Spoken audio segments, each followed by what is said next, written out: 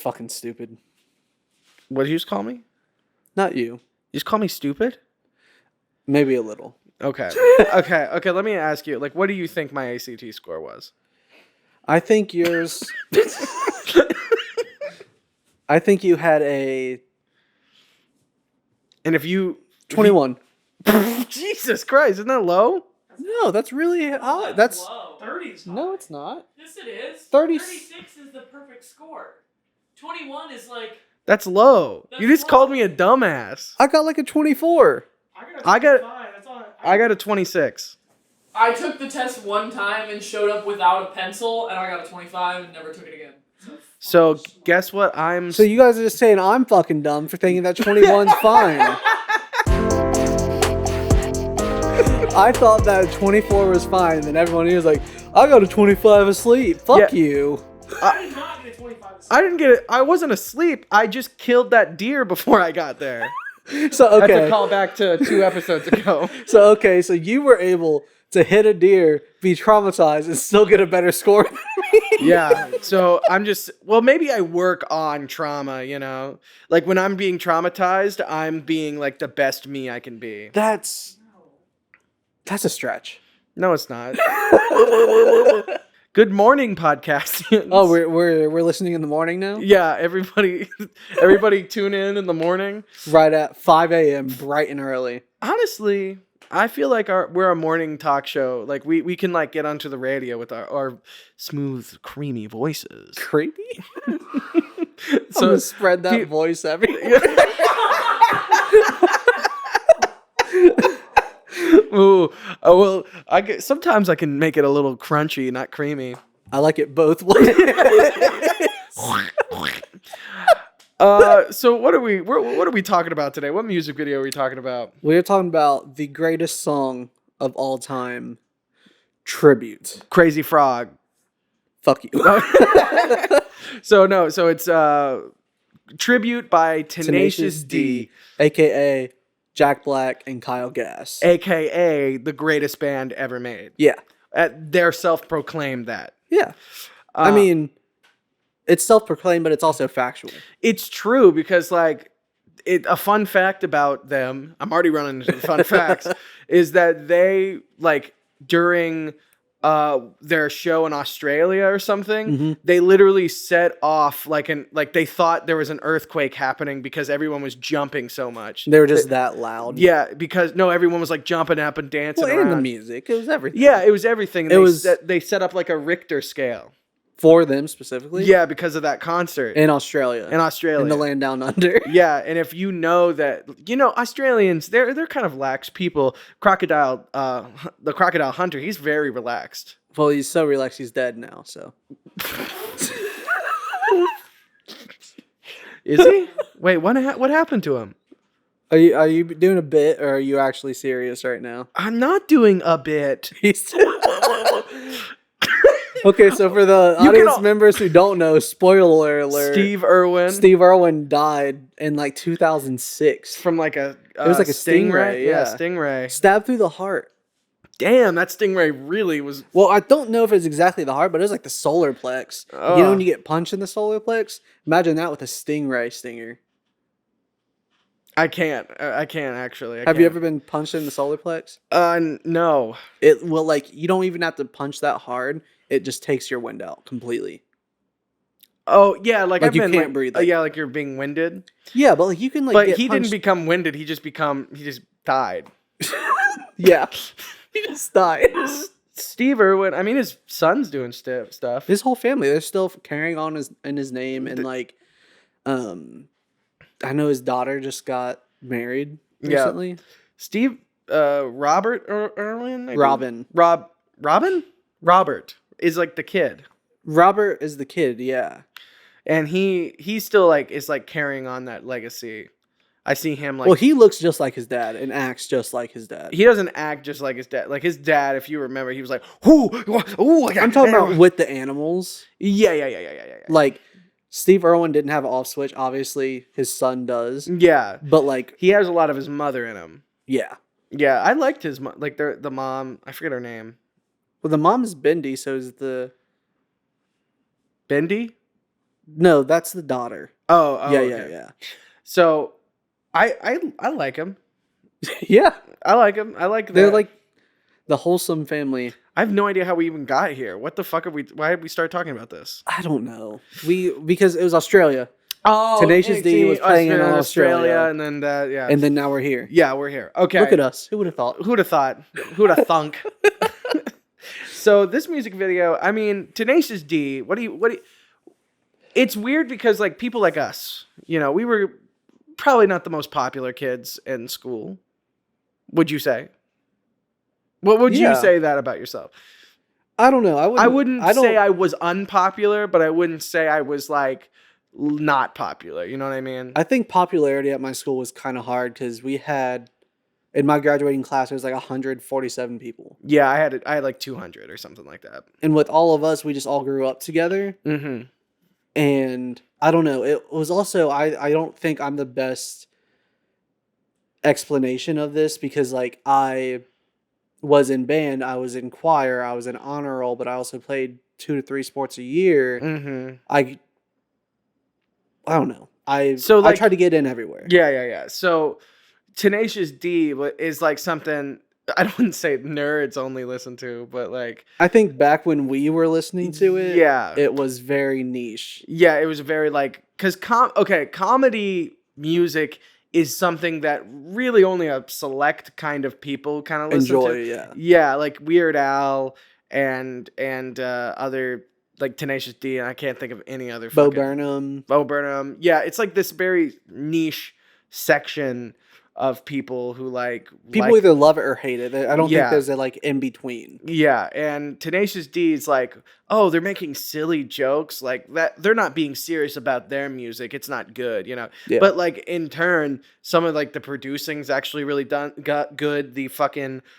like all the instrumentation's very good. Like, you know, I feel like it's like that for all 3 of the people we just named though. Mm-hmm. Weird Al, Bo Burnham, and Tenacious D. They all have really, really high production and quality in their music. And Jack Black can sing. Oh, he can fucking sing his ass off. Like in this song in particular, like when like they do like the you know, he's like belting that shit out. And he does it nonchalantly. It's not like he's like trying. Yeah, he can fucking just walk down the road and do that. Yeah, and that's like the cool thing about it. And I think I liked it because like I liked Jack Black as a kid. I love School of Rock. I loved fucking Tropic Thunder, High Fidelity, fucking Welcome to the Jungle, Jumanji. I don't know, but I can't. Why can't I think of any more Jack Black movies? There are a ton of them. Yeah. Well, he also did like some serious movies. Yeah. When he was first starting out too. Well, he still does serious movies. Yeah. But I don't think that we were really exposed to those. Like Bernie. Oh, Bernie's fucking great. That movie's sad. And then the way they end it. Yeah. Because like they don't really tell you from the beginning. Spoiler alerts for Bernie.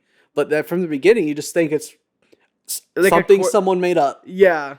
And then it's a true story. Yeah, and then at the end they're like, "Oh, here's the real Bernie, and here are all the like victims and shit like that." They don't say anywhere that it's a true story until the very end, and then you're like, "What the fuck?" And you see Jack Black sitting across from him, actual Bernie, in prison, and like learning the way that he looks. Yeah, and like if you, and that guy was very eccentric kind of guy too. So like what he would like, Jack Black was the perfect role for that. Yeah. That's a really good movie. I'd rewatch it. I'd rewatch it. It's not about Bernie Sanders. No. I'd put that in like top 50 films for me. Really? Yeah. It's Richard Linklater, who directed Linklater. Richard Linklater is the guy who directed School of Rock. Oh, so they already had that past connection. Yeah. So like Richard Linklater directed Boyhood, School of Rock, Dazed and Confused. So really good movies. Yeah, but he's also made a bunch of stinkers. Scanner Darkly. I mean, everyone has that. That's true. Scanner Darkly is interesting though. And then he just came out with a movie. I haven't seen it yet. Apollo 10.5, and it's about like Apollo 10.5. Yeah, it's about a kid who turned 10.5, and like he. Oh, I thought it was a rocket ship. No, no. It is about that. Like it's a kid imagining going to space. Okay. and it's like animated, but it's like that weird animation where they're like drawing each frame of it. But they filmed it for real, and then they drew over top of it. They drew over the stuff they filmed. Yeah, it's called rotoscoping. Yeah. Rotoscoping was actually invented by the guy who made the Popeye series. The chicken sandwich? Oh. No, oh, olive oil. That's nice. So you just learned something. Fun fact of the day. Rotoscoping is connected to Popeye. Exactly. And eat your spinach, kids. And now rotoscoping is hated by most VFX artists. Yeah. AI has made it easier, but it's still not as good as AI is insane. Let's get back on track though. No. Oh, okay. Okay, let's get back on track. Okay, so the music video. This is another one that I don't think we need to like really sit through and discuss, just because it's another simple one in its own way. Yeah, so it opens up where Kyle Gass, it's almost like a sketch at the beginning. Yeah, very much so. I mean, it's comedy. Yeah, so they walk in and like they're talking about how they're in a mall. They're in a mall, and Kyle's like, "This is the studio that you got us." Yeah. And he's like, "Yeah," and then it's showed that it's a fucking one of those. It's like a photo booth karaoke thing that they used to have all the time. Wait, did they actually used to have those? Yeah, I've never seen one. Yeah, well, I guess I've never seen one either, but I've seen them in movies and shows. So I know that it's a thing, but we lived in bumfuck America, so yeah, I don't know. I lived in Columbus though; it's a bigger city. Like those probably would have been in Easton, you know? Yeah. I'm just saying, Ohio in general, is bumfuck. Yeah, I can agree with that. Yeah. But okay, so then Jack Black finally convinces Kyle to go into the karaoke booth, and they start performing a song. Yeah, he goes into the thing and like cuts the wires, and he goes like, "Oh, I'm gonna rewire it so we can record our own studio, our own song." So then they start recording this song, Tribute. Do they call it Tribute though? At the beginning, they call it the greatest song. No, they do. He's like, "This is the greatest song, best song in the world," and then Tribute. Instantly into Tribute. No, he goes, "This is the greatest and best song in the world, Tribute." Oh, I see. He says it in the actual line. Yeah, but here's the thing about these lyrics. It's confusing because if this is the greatest song, and they say in the song, in the story, they don't even hear the actual, like, this doesn't sound anything like the greatest song. It's just a tribute. So, like, that makes Tribute not the greatest song in the world. Yeah, no, he's saying this is the greatest and best song in the world, Tribute, meaning it's the tribute to the greatest and There's best. a comma in there. Yes, exactly. Gotcha. So, they should say, this is the greatest and best song in the world, comma, tribute. That's for the joke. So, like, at the very end, the punchline of them going, "This isn't the greatest song in the world, this is just a tribute," works. But they're also insinuating. Yeah, but that's the joke. I don't know why I have to explain this to you. The joke is that they're insinuating it's the greatest song in the world. Well, it's because I only got a 24 on my ACT.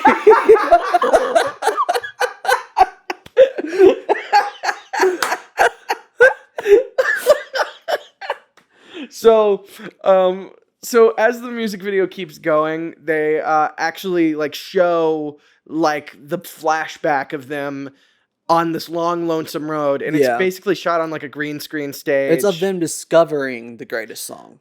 Yeah, and them creating it. Yeah. So it's like a flashback to that time when they're on the long lonesome road, like in the desert. Yeah, it's a deserty. It's at night. Yeah. It's green screen, so they have like the stars in the background. Very cheaply made. Yeah, but it's got a charm to it. Yeah, it's got a charm. I don't think that cheap means bad. No, like I think fucking Evil Dead is like cheap. Yeah, but it like it's one of the best horror films of all time. Yeah, it's cool. I guess this episode kind of kicks off the first of a couple of Halloween. Yes, devil themed, horror themed kind of songs that we're going to be discussing. We're trying to like, because the next one's not the Halloween episode, but the next one after that will be. Yeah, so we're getting close to. So the next one's going to be more Halloween, but not quite, and then the next one after that's going to be pretty Yeah. Halloween. And I don't know about you, but like Halloween's one of my favorite, if not my It favorite. is my favorite Yeah. holiday. Like, Because of all the goblins and ghouls. I just like the vibe of it, like especially back home. Like it's like just like in Ohio, it's like the perfect temperature. Everything starts to turn that like brown orange. Yeah, and it just everything looks a little more cinematic. It feels eerie too. Yeah, and like that feeling of just that little like chill on the back of your neck is just fun. Yeah. And like watching like horror movies and like old horror movies, like I always watch like The Thing around this time of year. Mhm. I love any John Carpenter like Halloween movie, Yeah. you know, like Halloween. But what I always do, this is not like every Halloween I watch Shaun of the Dead. Yeah. The Edgar Wright film. And it's just because that film is not super Halloween, but it gives me that vibe. Yeah. I like it. You got red on you. I got red. Oh. I always try to watch The Shining. Yeah, that's yeah. Because I love The Shining. I'm also a big Jack Nicholson fan, so that's probably why I'm like more biased towards it. Yeah. But I also Melia doesn't really like Horror. a lot of horror. Like she will watch it, but it's not like her big thing. So You're not we end up watching something like Hocus Pocus or like Nightmare horror Before adjacent. Christmas. Yeah. Mhm. Something that's a little bit more Child light. friendly or Yeah. like not like entirely scary. Yeah. Yeah, I like I love the fucking, oh my god, why can't I think of the name? The film where They Live. Yeah, They Live. Yeah. They Live, which is not very horror-y. Like it's definitely like a summer thing, but like it feels right. I don't know. Speaking of which, everyone who's listening should definitely go watch Werewolf by Night. I don't know if you've watched I've it not yet. seen it yet. It is so good. I mean, it's directed by the guy who did the music for Up, so it has to be good. Yeah. But like But like don't go into it expecting Expecting- Up music because you're gonna get something completely I saw the different. trailer and I was like, that's the first Marvel thing I've seen in a while that I was actually like enticed by because it looked like, I'm gonna quote Harry Styles, it looked like a movie. It felt like a it feels like you're in a movie. You know, like a movie. You know, like Harry Styles quote. Sorry, you know, you just have to have like really good quotes like that. You know, just spurs. You know, like really. Well, that should be on his tombstone. For sure. It felt like a movie. It was like a movie. Okay. So As it goes, the devil comes up on the Long and Lonesome Road, and that devil is played by none other than Dave Grohl himself. fucking fantastic casting. One of the best people in the world. Foo Fighters. Nirvana. That's He's been in Studio 666. That's a good movie. He's been in a lot. I mean, he's a part of Tenacious D. Yeah, like I think he like plays, like I think he does the drums for him, like whenever they. I don't Like know the if he does it studio. anymore, but like when they're in the studio and he can get into the studio, like Yeah, if he likes to jam with them. Yeah, because like the band, like other than Jack, like Kyle is a Juilliard like fucking like he Classical guitarist. Yeah, he like was, I believe, the youngest person to graduate from one of those music schools in New York, like some fancy one from classic guitar, like ever. yeah, Like he graduated when he was like 15 from it. and you can hear that in his music. There's Yeah. a lot of classical inspiration and a lot of Tenacious D music. Yeah, and like even like in the movie where it's like you can see he's the man, you can hear the. Yeah, Yeah, that scene where he's literally playing a classical song. Like, Yeah. he's very good. I think that a lot of people underestimate him as like a part of Tenacious D. I mean, well, Jack Black has confessed it, and he confessed this in the School of Rock making of, and I remember this, but like he in the School of Rock making of when they were like making the music, he was like, I'm not particularly good at guitar. No, he's a chord player. Yeah, he's like, I usually just play the chords, and I'm not even that good at that. Yeah. So like he doesn't even like, but he can sing it, and he can probably like go, I want to go beep it good, you know. He literally does that in this song. Oh yeah, he does. So as the music video goes on, they play the greatest and best song in the world. Yeah, and it's like I don't know how to explain this song. It's like a fusion of like soft rock mixed with hard rock. metal. So I guess it just makes rock Yeah, when you even it out from soft rock to it's hard just rock. rock. Yeah, Yeah. it's right in the middle. It's very much quintessential rock, but with the twist of it being funny because it's a song telling a story about the hearing and making the greatest song. Yeah, And the reason why they're making this song is because the devil confronts them. The devil, aka yes. Dave Grohl, confronts them and says, like, "Hey, you're not getting away from this unless you play me the greatest the and greatest best- song Yeah, in the world." we didn't set that up, but Yeah. that's it. So they have to like come up with a song for the devil, and They have to do it on the spot too. Mm-hmm. Yeah, and it's like, so they come up and then they play the best thing that came to their heads, and just so happened to be the best song in the It world. was the best. And It really was. and like, and then it's funny, and then of course the joke is that they couldn't remember the greatest song in the world, so they're just making a tribute to it, and they were like, oh fuck. And that's why Jack Black's doing like the gibberish part of it. Yeah, because he's like he trying doesn't remember the riff or anything. so he's just trying to do like a couple like flip it up, you know, like because he was like maybe that's kind of how it sounded, and you know back in the day, like if this is the first time you're watching it, I remember watching this and thinking, oh my god, that's so fucking clever. Yeah. But then I come back to re-listen to it because it's just genuinely a good song. So it's not just like all of it.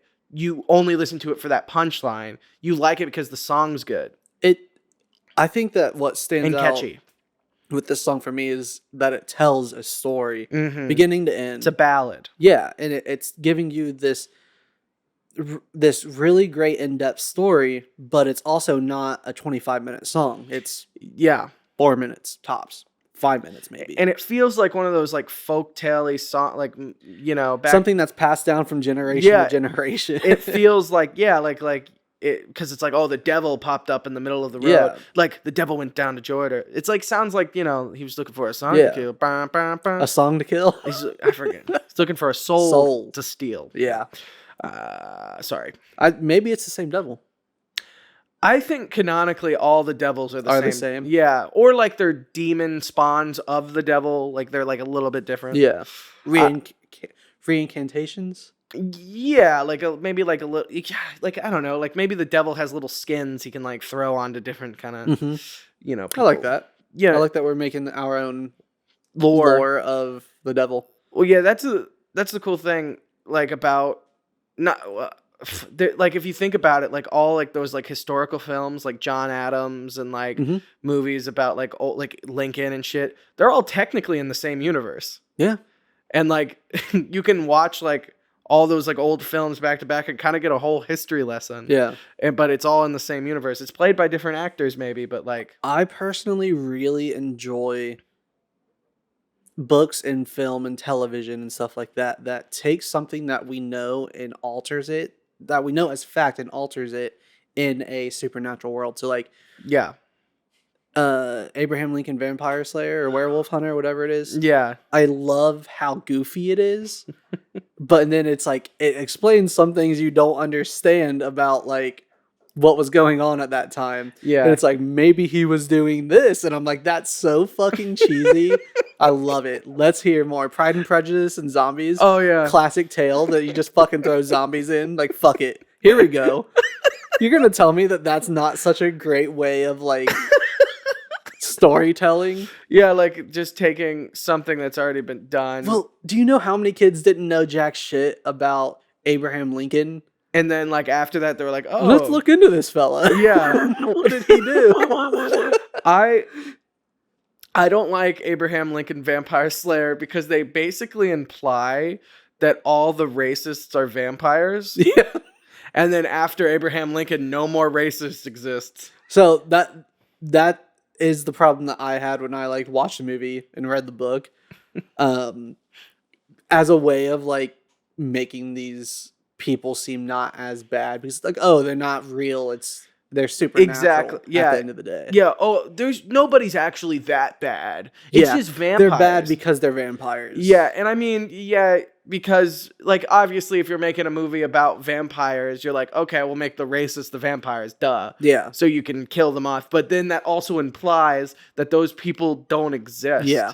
You know, like regular people day to day. You know, like the person who calls somebody the slur of whatever they are. Yeah. Is probably not a vampire. I will say. Yeah, I don't. In real life. I think that if I was an immortal vampire, it would just be really hard to be racist. Because you saw everything happen. Yeah. You saw everything go down. Yeah. Like, if you were around for, like, however many years. Yeah. Like. Well, does that... Wait. Edward's, like, from Twilight's, like, really old. He's like 400 or something like that. He must have seen fucking slaves then. Yeah. And he did nothing. You don't know that. Oh, that's true. It could be a prequel that she's writing. You don't know. It's a prequel. You can't assume. Stephanie Myers is Yeah. gonna write Edward Collin, Vampire Slayer.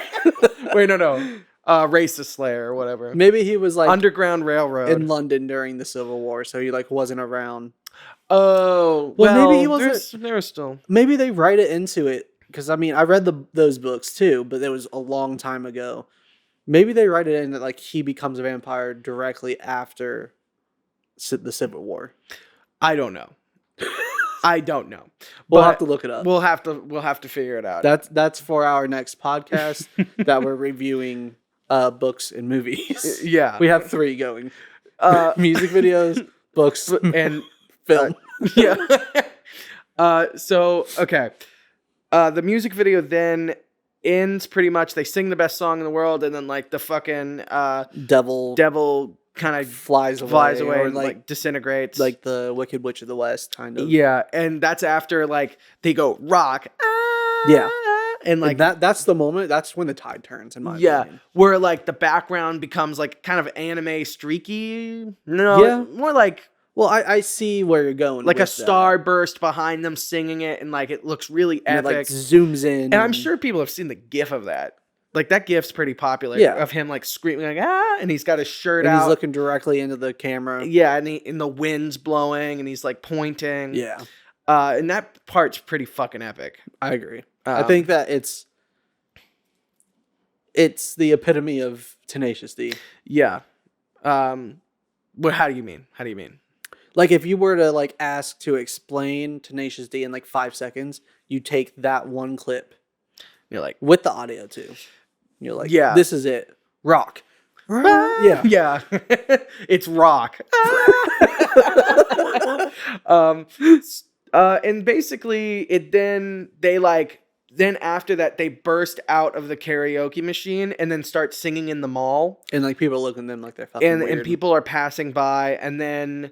That's pretty much the end of it. And then an old lady comes up. The CD dispenses from it, the Tenacious D CD. Mm-hmm. And then an old lady, her eyes turn red, and she picks it up. And she starts laughing. And so she's like the devil. It's like wolf, wolf, wolf, wolf. Yeah, the like devil's, Bowser. Yes, and the devil's like really excited to listen to the new album. Speaking of Bowser, Jack Black is playing Bowser. Whoa! We didn't even play it. No, Jack Black, I mean, I'm sure that's like going to be the best part of that movie. No, it's definitely Chris Pratt as Mario. Or, yeah, you're right. You're right. Not Charlie Day as Luigi. What's funny is Charlie Day is like my height, possibly shorter. Yeah. And he's playing the tall brother. Yeah, but like his voice is like so fucking... Is Luigi. Yeah, like if... You would like to think of like a better person. Like I can't think of a better person to play Luigi. I have a theory about this movie. Yeah. The ending credit is going to be a segue for the next movies, which is Super Smash Bros. Because you already have Detective Pikachu, you have Sonic, you have Mario. Throw in a couple more. I feel like that's like their Avengers though. That's what I'm saying. They're going to definitely be setting up like Avengers. But I'm saying like that wouldn't be the next movie. Like they got to get there first. Yeah, they would probably, because like obviously they're not going to say like, oh, we're going to do a Super Smash Bros. Movie if this one fucking flops. They're not going to do that. Yeah, because you have to have Mario. Mm-hmm. So like the only way they would do it is like the sequel is like the one where he's like in a fucking The fucking suit, what Kakuki shoot? Yeah. What the fuck is it called? The Kuki shoot? Kanuchi. Kanuchi? Yeah. Kanuchi Coot, yeah. Kanuchi Coots. You know what I mean in Super Mario World 2. Yeah. Uh, I mean, I don't think that it's following the exact game. but like something like that, where it'd be like the sequel. Like he gets his upgrade. Is what yeah, you're saying. or like, ooh, it'd be cool if he got a mushroom and he got like really big and started like smashing the city. And he was like, "I'm a Chris Pratt." I mean, it might happen. It's It's just Chris Pratt's voice, though. In the trailer, it's just Chris Pratt's voice, but it sounds Let's, a lot go. like Louise, or not Louise, the mom from Bob's Burgers. what do you mean? Him saying the Let's one go. line he says. It sounds like like the mom from Bob's Burgers. that's not Luis. It's not Louise. It's whatever the mom's name is. Yeah, Linda. Linda. Yeah. It sounds like fucking Linda, and I can't unhear it. Oh, They should have Bobby. just got the Bobby. person who does Linda to do Oh, yeah, it. Like, honestly. yeah.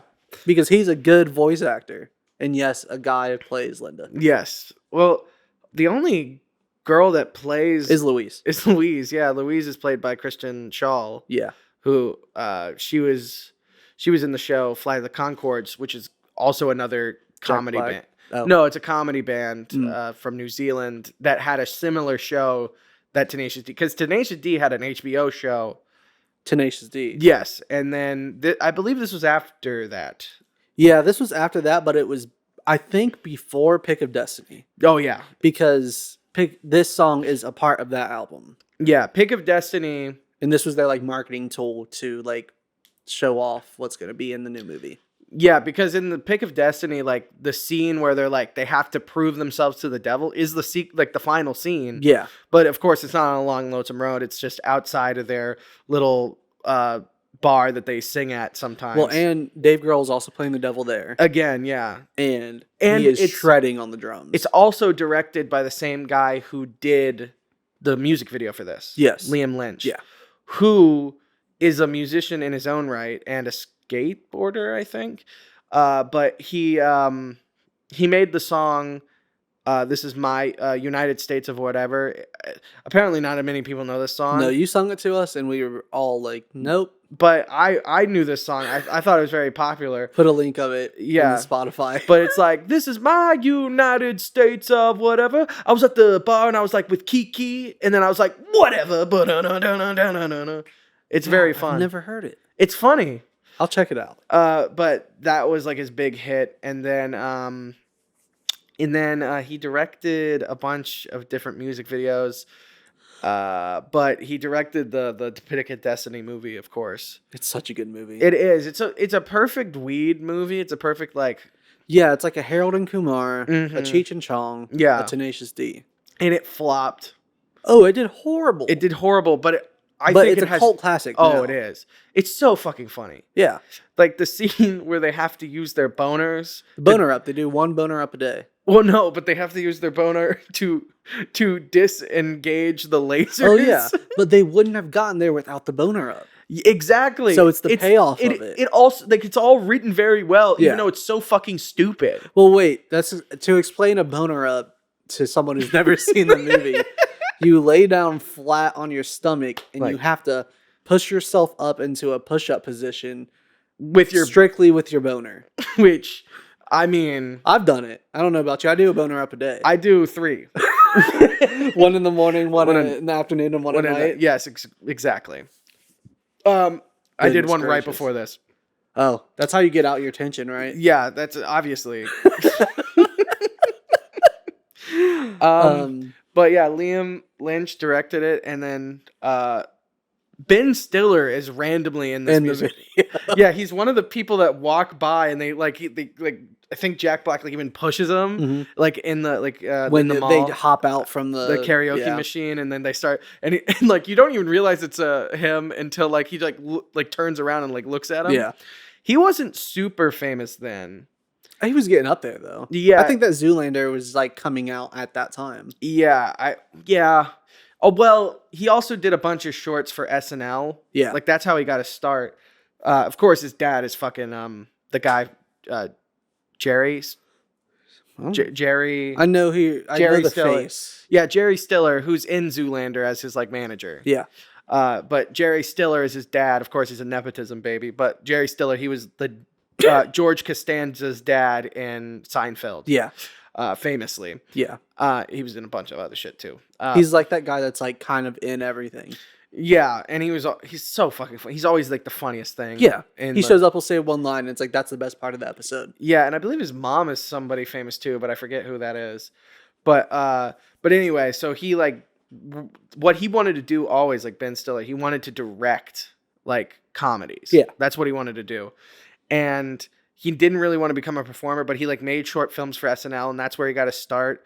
And then he just kind of grew from there. And then like from those, he like started making movies. Not at the museum. Well, Tropic Thunder. well, he directed that. Yeah, but Yeah. he's also in it. Yeah, He's which like is the main hard. star, yeah. Directing and being the main star of a film is hard. That show would not have been made today. No, That movie, I should say. yeah, no, it probably would not. Probably they would. I think it could be made today if they just cut a few things like the blackface. But Well, like, that's what I was gonna say. How did they cut that though? Because that was so integral to that character.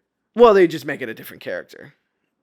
Like if they wrote it Damn. today, you know what I mean? Yeah. But like it's I weird. think that if anyone's getting away with that today, though, it's still Robert Downey Jr. Exactly. Like, well, it's because it's like, well, Always Sunny, they did blackface, but like, it's because the blackface is entirely like they're being made fun of. It's very blatant too. Yeah, like because Tropic Thunder is a commentary on the vapidness of the acting. film industry. Yeah, of Yeah. acting and the film industry, and how they think the acting is so important. And like my favorite line in Tropic Thunder is whenever Ben Stiller is like, "Oh, well, I don't like you people," or something, and then Robert What do you Downey- mean, you people? And then the actual black guy on like, the what set, do you mean, you people?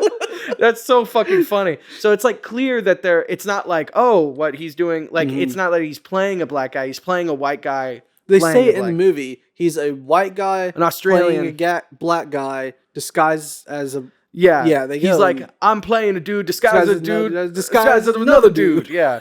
So it's weird because it's like, yeah, it wouldn't be made today. It's like Blazing Saddles. It wouldn't be made today. Well, and eventually with But- his character, he rips off his like contacts and like shows that he has blonde hair and blue eyes. And, Yeah. like, he goes through his like transition of realizing that what he's doing is actually wrong. Exactly. Like, and he's not like, and it's also, he's like doing that thing where he's playing, like he's trying to be like method acting, and it's almost Yeah. saying that that's so fucking dumb. I mean, method acting is One of the- insane. It's a fucking job. Like, you're acting, like you don't have to be that person. Like, then you're just a bad actor, in my opinion, if you have to act like you are that person entirely. Yeah.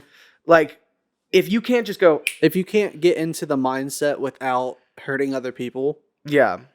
It's like fucking, what's his name, who played Joker? Jared Leto. Jared Leto, and he's like sending people like rats and shit. Like, you know, you don't have like to he's do just that. doing that because he's being a dick at that point. Yeah, he's just like, Joker would just actually kill these people. And I love 30 Seconds to Mars. That's his band. He took how many seconds to Mars? 30. That's it. Isn't there a show called that? No.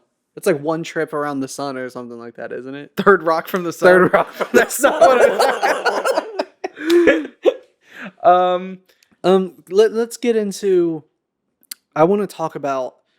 So I was researching this before we were sitting when we were sitting here, Mhm. and it turns out to be that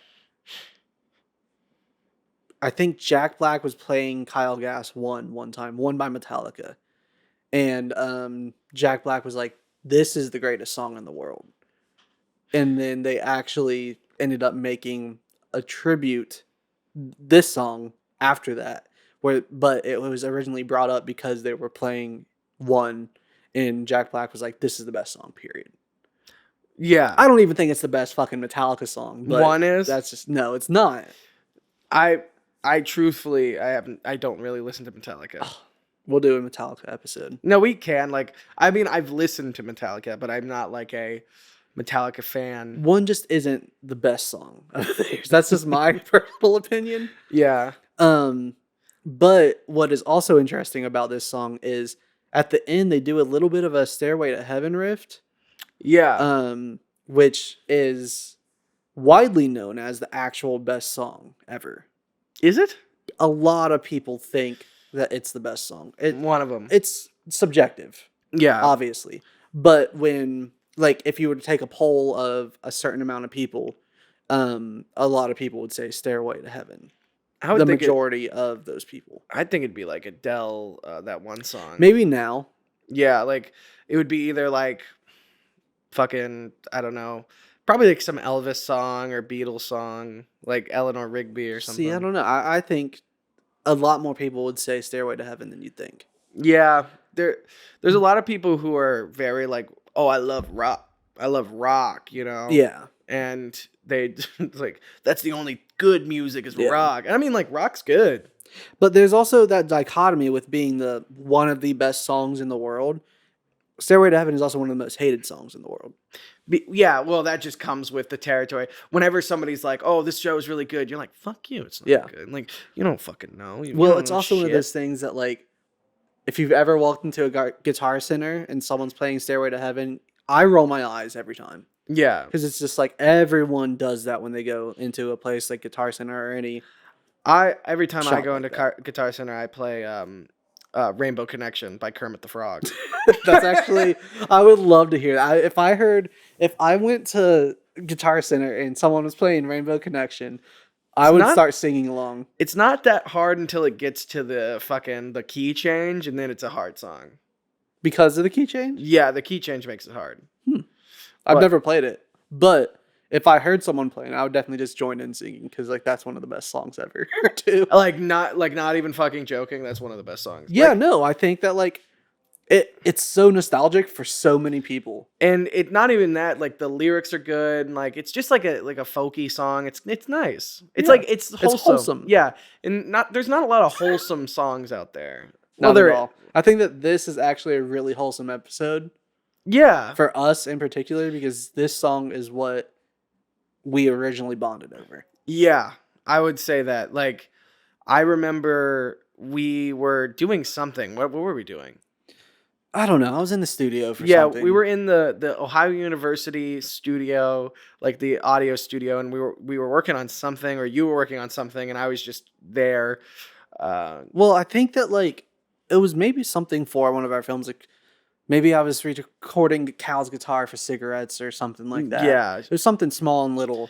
And we go in there, and you had it booked for like a long time, and I think you were already. No one was booked after me either. So when it's not booked, it's just free to use. So Yeah. any chance I got, I was just sitting in there. And I don't even know how we got to Tenacious D, but we started talking about Tenacious D, and then we played like almost like the whole album. I remember. Yeah, we played a lot of Tenacious D. We were playing stuff before then, but I mean, we had those big Gen X speakers. So like, we Yeah. were playing. I think that what we were discussing was like what songs we wanted to hear that we liked the production of, Yeah. and then it ended up on Tenacious D because we were like, Tribute's a fucking great song. And then we found our love for Tenacious D, and then we just listened to like a shit ton of their music. We were in there for like 3 hours. Yeah, just listening and like singing along to the music. And if anyone would have walked in, they would have been like, what the fuck?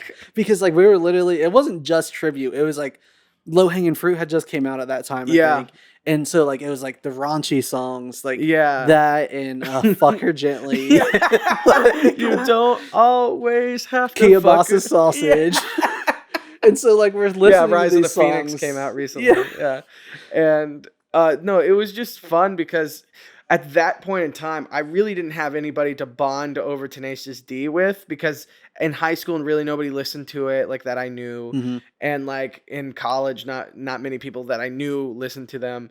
And it was weird because it was the first time I was like, oh shit, somebody actually likes this. And like as much as I did.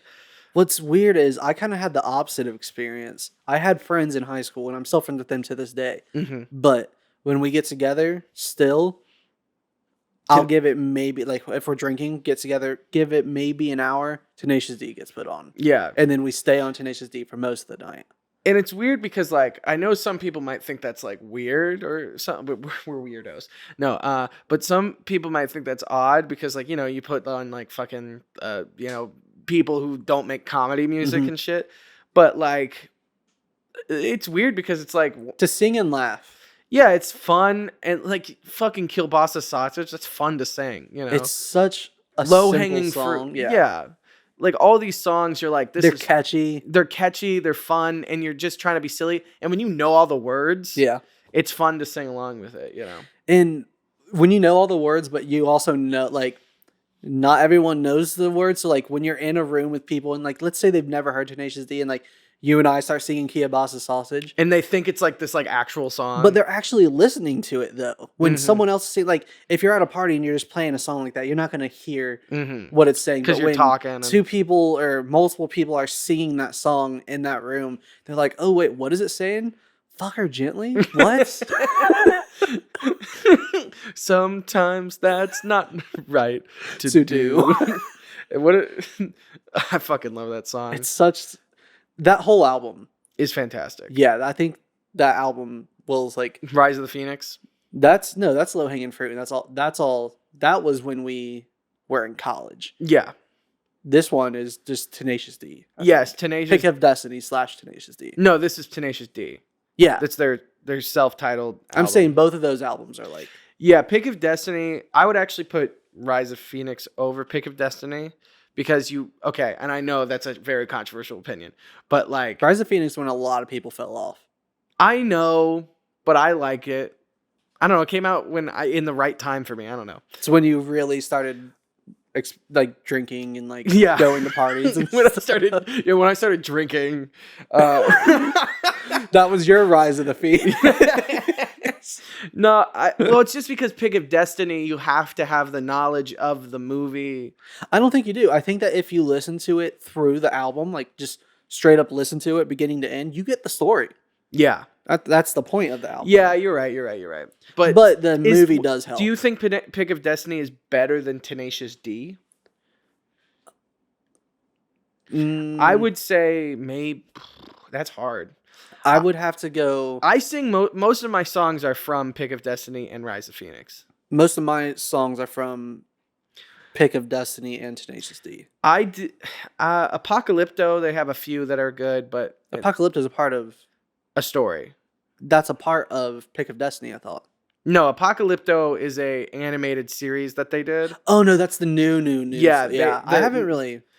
Yeah, there's like 2 good songs on there. It was kind of a dud album, but Yeah.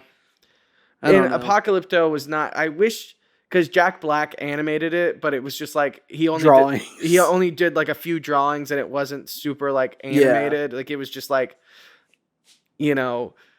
I wish he was like he took that and like gave it to actual animators, and then like they did in between frames. Yeah.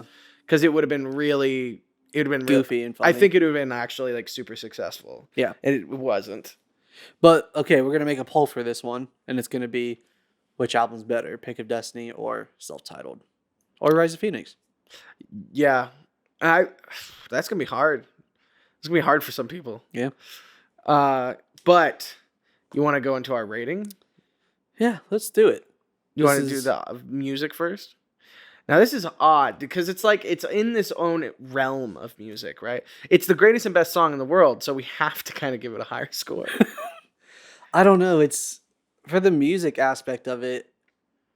I think it's quintessential rock. Like when we were talking about the genre, I'm like, I can't think of anything that's more rock and roll Yeah. than Tribute.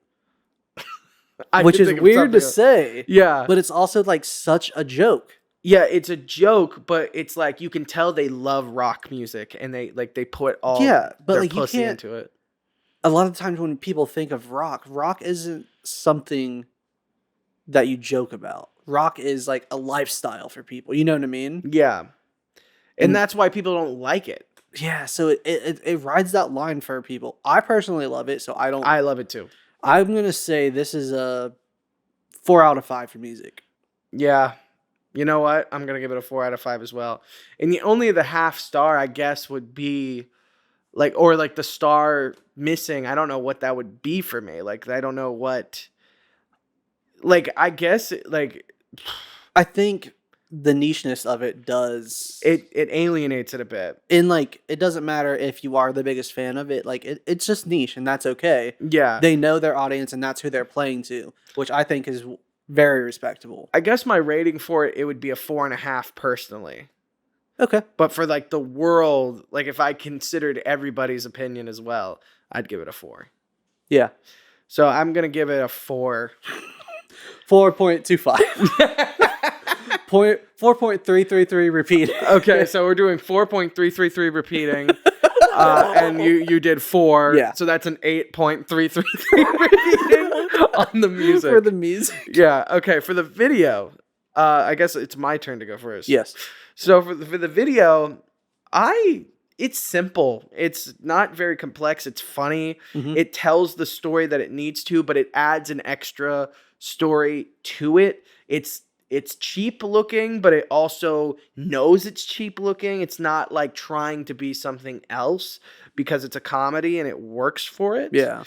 Ben Stiller is in it. That gives it an automatic point, right? Exactly. Like, but like everything about it is done to the point where it's like it knows what it is. Yeah. It's not trying to be the greatest music video because it's not. It knows that the song is. It knows that it's the greatest song in the world, so it's just telling the story. Yeah. But then it could have easily been a song where they just did it all like on that long lonesome road, right? Yeah, and they're just walking. Exactly.